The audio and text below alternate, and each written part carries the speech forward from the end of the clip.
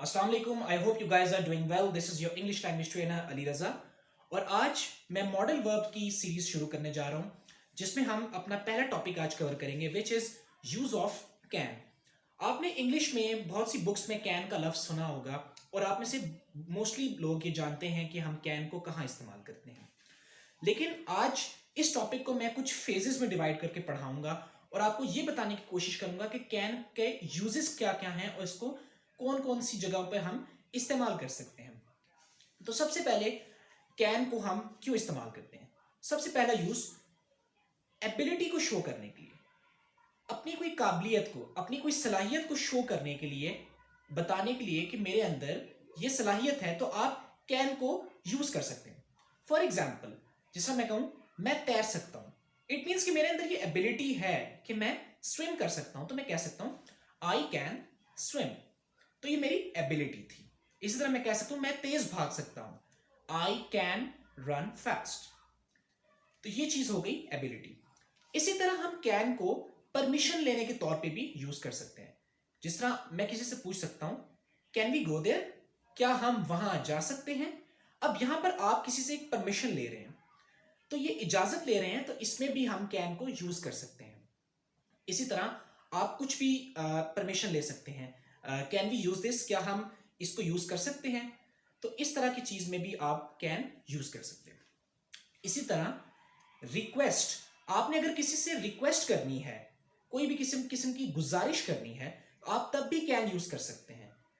जिस तरह for example मैं किसी से भी पूछता हूं सवाल कि क्या आप मुझ पर एक एहसान कर सकते हैं। अभी मैं किसी से रिक्वेस्ट कर रहा हूं, फॉर एग्जाम्पल कोई मेरा सीनियर है और मैं उससे कहता हूं कि can you do me a favour, तो मतलब आप उससे रिक्वेस्ट कर रहे हैं, गुजारिश कर रहे हैं। तो जब आपने किसी से गुजारिश भी करनी होती है तो वहां पे भी आप कैन को यूज कर सकते हैं। सो आई होप यहां तक तमाम बातें आप लोगों को क्लियर हो चुकी होंगी। इसी तरह कैन का एक use which is most important, can को हम तब भी इस्तेमाल कर सकते हैं जब कोई ऐसा काम जो है वो हमसे नहीं हो रहा। कोई भी काम हम कर रहे हैं, हम ट्राई कर रहे हैं, बट वो हमसे नहीं हो रहा। फॉर एग्जाम्पल, मैं यहाँ पे एक छोटी सी मिसाल देता हूँ कि मेरे पास एक गाड़ी है, मैं गाड़ी को काफ़ी देर से स्टार्ट कर रहा हूँ, मैं कोशिश कर रहा हूँ, बट गाड़ी मुझसे स्टार्ट नहीं हो रही। तो मैं आके किसी से भी कहता हूँ कि मुझसे गाड़ी स्टार्ट नहीं हो रही।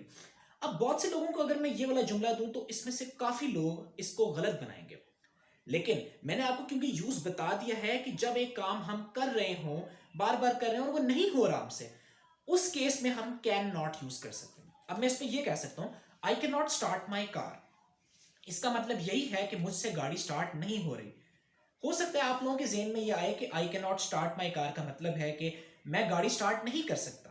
बिल्कुल हो सकता है, बट मैंने आपको यूज बताया है कि यहां पे भी हम यूज कर सकते हैं।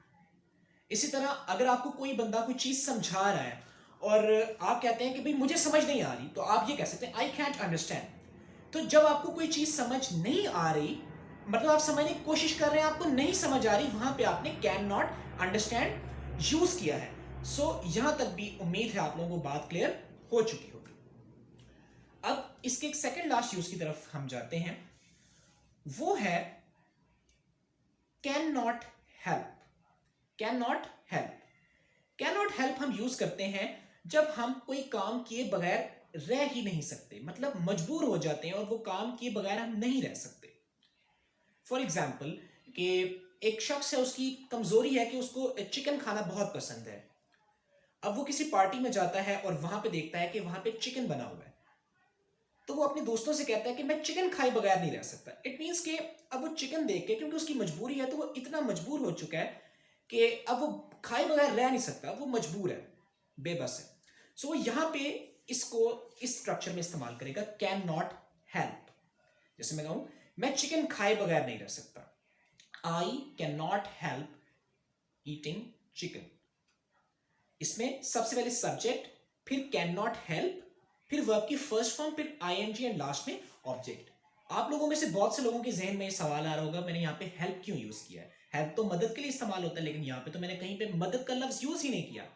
लेकिन एक्चुअली जब हम कैन नॉट के साथ हेल्प को इस्तेमाल करते हैं तो ये असल में हमें नहीं रह सकता इस चीज की एक सेंस दे रहा होता है। इसी तरह मैं ये कह सकता हूं कि मैं उसकी तारीफ किए बगैर नहीं रह सकता, I can not help praising him. इसी तरह आज का हम लास्ट टॉपिक पढ़ते हैं which is passive voice of can. Can को अगर हम एक्टिव वॉइस में इस्तेमाल कर सकते हैं, इन द सेम वे हम उसको पैसिव वॉइस में भी इस्तेमाल कर सकते हैं. फॉर एग्जाम्पल मैं कहूं उसकी मदद नहीं की जा सकती, he cannot be helped. तो याद रहे जब हम पैसिव वॉइस यूज करेंगे, पैसिव वॉइस में कैन बी बन जाता है. कैन एक्टिव वॉइस में, पैसिव में कैन बी. इसी तरह मैं कह सकता हूं उसे नहीं इनवाइट किया जा सकता, he cannot be invited. इसी तरह मैं कुछ भी जुमले बना सकता हूं किसी भी तरह के कि जिसमें सब्जेक्ट मौजूद ना हो. हम ये बता दें कि ये एक्शन हुआ है बट किसके मुतालिक हुआ है ये हम और किसने किया है ये चीज वहां पे मेंशन नहीं होगी.